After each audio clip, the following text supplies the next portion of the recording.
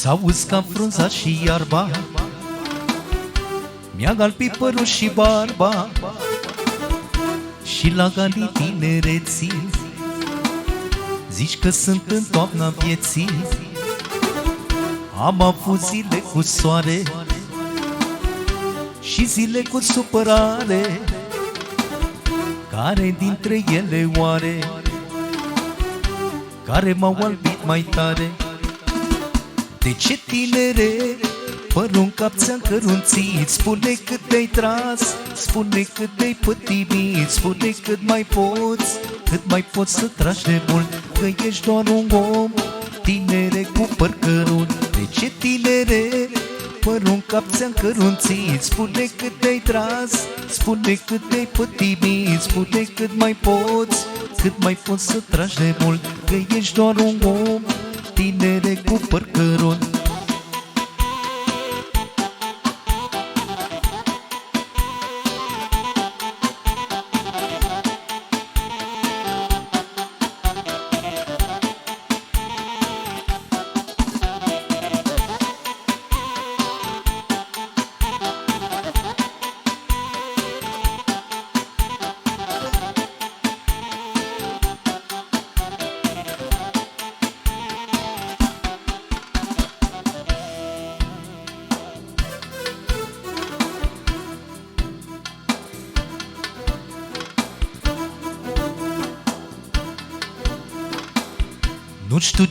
Nu știu cine să galbească ca și mine, ori m-o galbi dragostea, ori dorul și patima, ori toate virturile, unde pierdeam nopțile, ori prietenii mei care m-au vândut la drumul mare.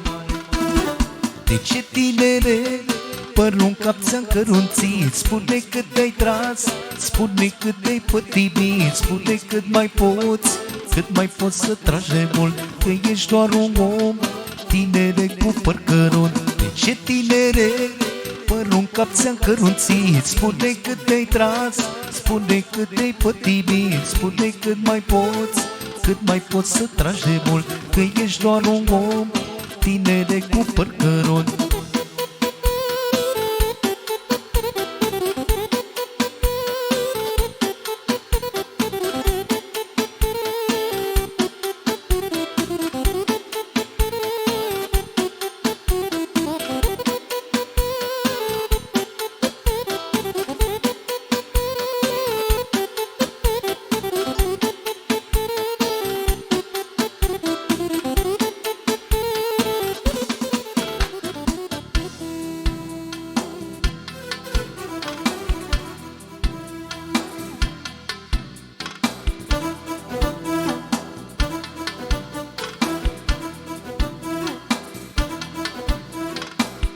Eu stau cu oglinda în față și vorbesc cu tine, viață. Te-am dat timpul înapoi, am trăit cât pentru doi, și cu bune și cu rele, așa sunt zilele mele. N-am trăit vremea degeaba, mi-a galbit părul și barba.